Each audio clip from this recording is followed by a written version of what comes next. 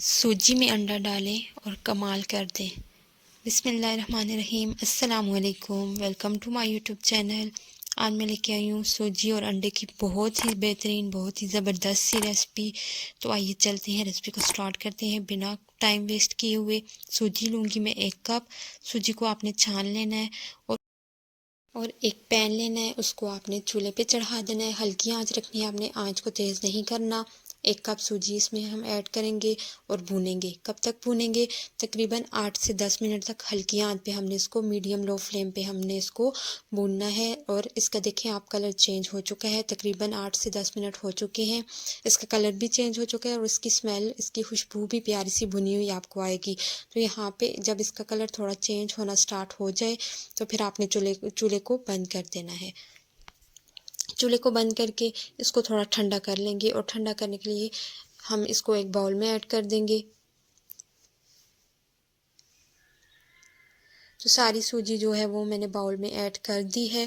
اس کو اچھا سے ٹھنڈا کرنا ہے آپ نے، پھر آپ نے نیکسٹ اسٹیپ کرنا ہے، ورنہ آپ کی ریسپی خراب ہو سکتی ہے۔ تو یہاں پہ سوجی کو میں نے ٹھنڈا کر لیا ہے۔ اب ہم اس میں ایڈ کریں گے 1 عدد انڈا۔ تو انڈا ہم نے اس میں شامل کر دیا ہے۔ اب ہم اس کو مکس کر لیں گے۔ تو یہاں پہ اگر آپ کی سوجی گرم ہوگی تو انڈا یہیں پہ پک جائے گا اور ہماری ریسپی جو ہے وہ خراب ہو سکتی ہے۔ تو آپ نے کوشش کرنی ہے کہ سوجی کو آپ نے اچھے سے ٹھنڈا کر کے تبھی جو انڈا ہے اس میں شامل کرنا ہے۔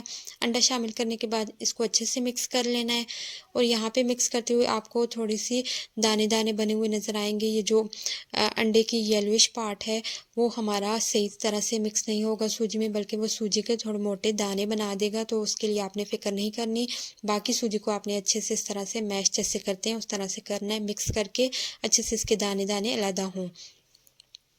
تو یہاں پہ اچھے سے میں نے اس کو مکس کر لیا ہے۔ اب نیکسٹ اسٹیپ ہم کیا کریں گے؟ نیکسٹ اسٹیپ ہم نے پھر جانا ہے چولہے پہ۔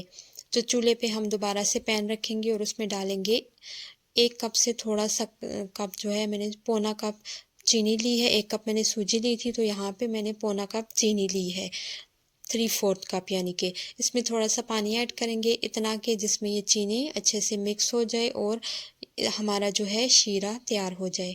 تو یہاں پہ تقریباً 2 سے 3 ٹیبل سپون میں نے پانی ایڈ کرنے کے بعد اس کو چولہے پہ ہلکی فلیم پہ چھوڑ دیا تھا تاکہ یہ میلٹ ہو جائے۔ تو یہاں پہ آپ دیکھ سکتے ہیں کہ 10 منٹ تک تقریباً یہ میلٹ ہو جاتا ہے اور ہمارے پاس اچھا سا گاڑھا سا شیرہ بن کے تیار ہو جاتا ہے۔ یہاں پہ آپ نے جب چینی کی کرسٹلز ختم ہو جائیں تو آپ نے اس کو بہت زیادہ نہیں پکانا ہے۔ اس کے بعد آپ نے اس میں ایڈ کرنا ہے گھی۔ تو گھی یوز کرنا ہے آپ نے، آئل یوز نہیں کرنا۔ یہاں پہ 1 ٹیبل سپون کے قریب میں نے گھی ایڈ کر دیا۔ گھی کو مکس کر لیں گے اور گھی کو یہاں پہ ہم نے میلٹ ہونے دینا ہے۔ یاد رہے کہ فلیم آپ نے بہت زیادہ ہائی نہیں کرنی، یا پھر آپ نے اس شیرے کو بہت زیادہ پکانا نہیں ہے، ورنہ آپ کے جو چینی کے کرسٹلز دوبارہ سے بننے سٹارٹ ہو جائیں گے۔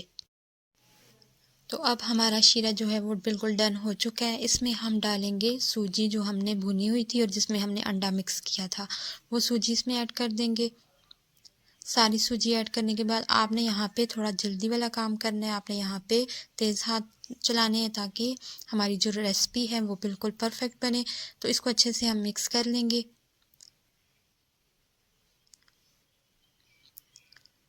سوجی کو شیرے میں مکس کرنے کے بعد بہت زیادہ ہم نے اس کو چولہے پہ ٹائم نہیں دینا، ہم نے چولہے کو آف کر دینا ہے، لیکن آپ نے اس سے پہلے اس کو اچھے سے مکس کر لینا ہے۔ اور آپ نے یہی میجرمنٹس فالو کرنی ہے جو میں نے آپ کو بتائی ہیں، تو آپ کی ریسپی پرفیکٹ بنے گی، ورنہ اگر آپ نے میجرمنٹ ادھر ادھر کر دی تو آپ کی ریسپی خراب ہو سکتی ہے۔ اس وجہ سے میجرمنٹس کا خیال رکھیے گا۔ تو یہاں پہ مکس ہو چکی ہے سوجی، اس کو جلدی سے ہم نے چولہے سے اتار لیا، اور یہاں پہ زیادہ ٹائم نہیں لگائیں گے۔ پہلے سے آپ نے گریس کر کے کوئی بھی پین، کوئی بھی چیز آپ نے مولڈ پہلے سے گریس کر کے رکھ دینا ہے۔ میں نے بھی پیزا پین کو پہلے سے گریس کر کے رکھا ہوا تھا۔ اب اس میں ہم اپنی سوجی شفٹ کر دیں گے اور اس کو شیپ دے دیں گے۔ اس کو بالکل سیٹ کر لینا ہم نے، یہ کام تھوڑا آپ نے جلدی کرنا ہے۔ تو یہاں پہ اس کو سیٹ کر لوں گی میں۔ تو یہ جو ہماری سوجی تھی وہ سیٹ ہو چکی ہے۔ اب اس کے اوپر ڈرائی فروٹ ڈال دیں گے. ڈرائی فروٹس میں میرے پاس بادام ہے اور تھوڑا سا چرمغز ہے، تو یہ دونوں چیزیں میں اس کے اوپر ایڈ کر دوں گی اور اس کو پھر دوبارہ سے ہم نے پریس کر دینا ہے تاکہ یہ جو ڈرائی فروٹ ہے وہ اس کے اندر بالکل سیٹ ہو جائے اور اوپر اسے گرے نہ. جیسا کہ برفی میں یا اس طرح کی مٹھائیوں میں ڈرائی فروٹ اس کے اوپر لگا ہوتا ہے، تو اس کو بھی ہم اوپر سے آپ گلاس سے بھی اس کو پریس کر سکتے ہیں. یہاں پہ بالکل یہ سیٹ ہو چکا ہے ڈرائی فروٹ بھی. اب اس کو ہم نے تھوڑی دیر کے لیے، آپ اس کو باہر بھی رکھ سکتے ہیں یا پھر آپ فریج میں اس کو 10 منٹ کے لیے رکھتے ہیں تاکہ یہ تھوڑا سیٹ ہو جائے. پھر ہم نے اس کو کاٹنا ہے. تو آپ کو پتہ چل گیا ہوگا کہ آج ہم نے سوجی کی کون سی مٹھائی بنائی ہے. اس کو ٹکڑی حلوہ بھی بولتے ہیں اور یہ بہت مزیدار ہوتا ہے. سوجی کا بہت ہی کڑک سا حلوہ بھی اس کو بولتے ہیں. تو اس کی ہم کٹنگ کر لیں گے. 10 سے 15 منٹ تک آپ نے اس کو رکھنا ہے. اس کے بعد زیادہ ٹائم آپ نے نہیں چھوڑنا، یہ بہت زیادہ سخت ہو جاتا ہے. تو آپ نے اس کی کٹنگ کر لینی ہے 10 سے 15 منٹ سیٹ ہونے کے بعد. یہاں پہ اس کو میں کاٹ لوں گی. کاٹنے کے بعد میں آپ کو اس کو چیک بھی کروا دیتی ہوں کہ کس طرح سے اس کی ایک ٹکڑا، ایک ٹکی جو ہے وہ بن کے نکلتی ہے. تو یہاں پہ آپ چیک کریں کہ کتنے مزے کا، کتنا کڑک سا یہ حلوہ تیار ہو چکا ہے. آپ بھی ضرور اس ریسیپی کو ٹرائی کیجیے گا، بہت ہی مزیدار، بہت ہی اچھی بنتی ہے.